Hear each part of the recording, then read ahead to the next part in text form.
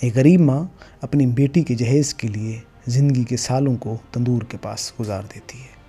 وہ کپڑے سیتی ہے، مزدوری کرتی ہے، جھوٹے وعدے کرتی ہے، بس بیٹی کا جہیز بنا لے گی۔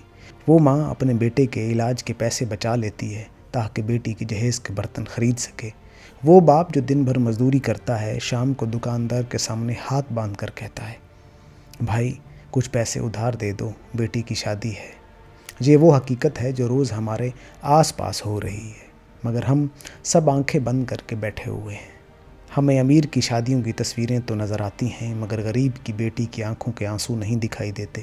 امیر کی شادیوں کا یہ حال ہے کہ وہاں ہر دن ایک تقریب ہوتی ہے، مہندی الگ، ڈھولک الگ، مایوں الگ، ڈانس پارٹی الگ، اور پھر اصلی شادی اور ولیمہ الگ الگ کھانے ایک ایک پلیٹ میں سینکڑوں لوگوں کا پیٹ بھر سکتے ہیں۔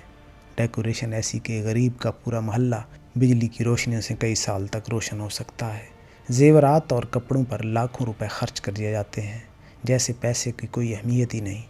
وہ شادی جس پر 50 لاکھ روپے لگتے ہیں، اس کے کھانے کا فیصلہ غریب کے لیے خواب سے بڑھ کر ہوتا ہے۔ کیا یہ انصاف ہے؟ ایک طرف روٹی کے ایک نوالے کے لیے بچے روئیں اور دوسری طرف امیر کی میز پر کھانے ضائع ہو رہے ہوں۔